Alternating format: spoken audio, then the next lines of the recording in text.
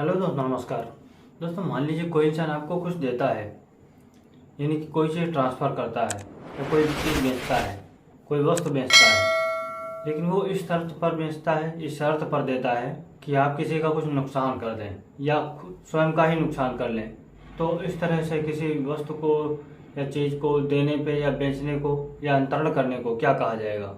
निश्चित रूप से ये एक निगेटिव वे में देना या बेचना कहा जाएगा, क्योंकि इस प्रकार का अंतरण एक नकारात्मक नज़रिए से किया गया है, छल के साथ किया गया, धोखे के साथ किया गया है, एक ऐसा अंतरण जिसमें फ्रॉड किया गया है।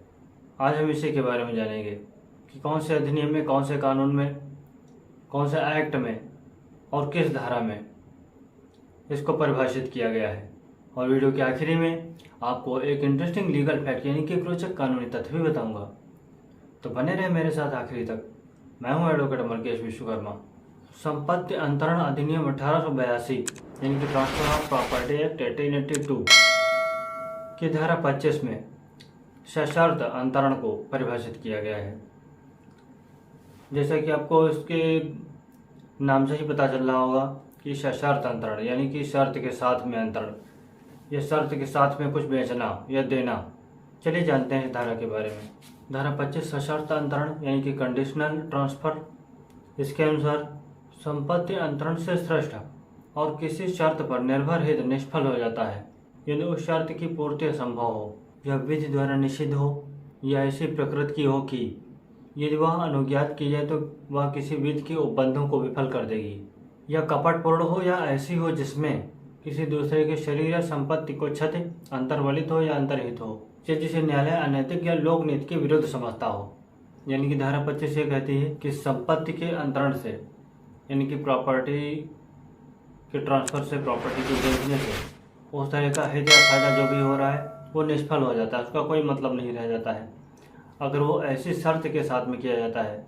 यानी कि जो भी अंतरण किया जा रहा है संपत्ति का, जो संपत्ति बेची जा रही है वो इस शर्त पर बेची जा रही है कि जिसकी पूर्ति असंभव हो, जिसकी पूर्ति की ही ना जा सके, या अगर उस शर्त को पूरा कर दिया जाए तो वो शर्त विधि विरुद्ध हो जाएगी, यानी कि इलीगल हो जाएगी, अवैध हो जाएगी। और इसके साथ ही ऐसा ट्रांसफ़र भी अवैध हो जाएगा, ऐसा अंतरण भी अवैध हो जाएगा, और ऐसा ट्रांसफ़र, ऐसा अंतरण एक कपटपूर्ण अंतरण कहा जाएगा। या फिर ट्रांसफ़र करते समय, अंतरण करते समय ऐसी शर्त रख दी जाए जिससे किसी के शरीर को या संपत्ति को कुछ नुकसान हो जाए, या फिर न्यायालय जिसे अनैतिक समझता हो, गलत समझता हो, लोक नीति के विरुद्ध समझता हो, ऐसा ट्रांसफ़र, ऐसा अंतरण सशर्त अंतरण कहा जाता है। जैसे मान लीजिए खाको का 500 रुपये इस शर्त पर अंतरित करता है कि वह गा की हत्या करे, अंतरण शून्य है। यानी कि एक का नाम का व्यक्ति है, वो खा को 500 रुपये देता है, लेकिन वो इस शर्त पर देता है कि वह गा की हत्या कर दे। यानी कि आप कह सकते हैं एक कपट, एक फ्रॉड, एक धोखा, एक अपराध के साथ में वो अंतरण कर रहा है। तो इस प्रकार का अंतरण शून्य कहा जाएगा और ये सशर्त अंतरण कहा जाएगा, यानी कि कंडीशनल ट्रांसफ़र। बी को ए कोई खेत पट्टे पर इस शर्त पर देता है कि वह 1 घंटे में 100 मील पैदल चले, पट्टा शून्य है, क्योंकि इस प्रकार के अंतरण में, इस शर्त में अगर बी ए से पट्टा ले भी लेता है तो बी के स्वयं के ही शरीर को नुकसान पहुंचने की संभावना है, क्षति पहुंचने की संभावना है, यहाँ तक कि मृत्यु होने की भी संभावना है। तो ऐसे में इस प्रकार का यह अंतरण शून्य कहा जाएगा। ए अपनी भतीजे सी को 500 रुपये इस शर्त पर अंतरित करता है कि वह अपने पति का त्याग कर दे, अंतरण शून्य है। यानी कह सकते हैं कि ए अपनी भतीजी को उकसा रहा है, तो इस प्रकार का अंतरण शून्य कहा जाएगा और ये सशर्त अंतरण है। बी को ए 500 रुपये इस शर्त पर देता है कि बी ए की पुत्री सी से विवाह करे, अंतरण की तारीख पर सी की मृत्यु हो चुकी थी, अंतरण शून्य है। यानी कि एक ए नाम का व्यक्ति है जो कि बी को 500 रुपये इस शर्त पर देने के लिए कहता है और इस शर्त पर देता है कि वह ए की पुत्री जो सी है उससे विवाह कर ले।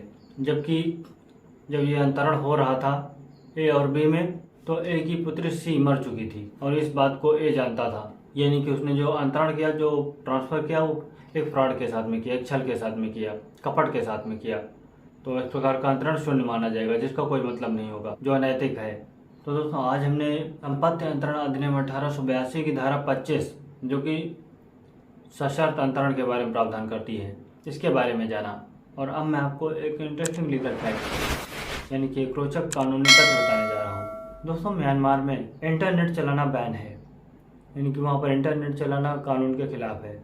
अगर कोई व्यक्ति इंटरनेट चलाते हुए पकड़ा जाता है तो वहाँ पर उसे जेल हो जाती है। जैसा कि हम जानते हैं कि इंटरनेट वर्तमान युग का, वर्तमान समय की ज़रूरत बन चुका है। तो ऐसे में इन देशों के बारे में, इन देशों के नियमों के बारे में क्या कहेंगे आप? कमेंट बॉक्स में ज़रूर बताइएगा। और इस वीडियो के बारे में अपनी राय कमेंट बॉक्स में ज़रूर लिखिएगा। मिलते हैं अगले वीडियो में, तब तक के लिए अपना ध्यान रखिए, खुश रहिए। Goodbye and take care.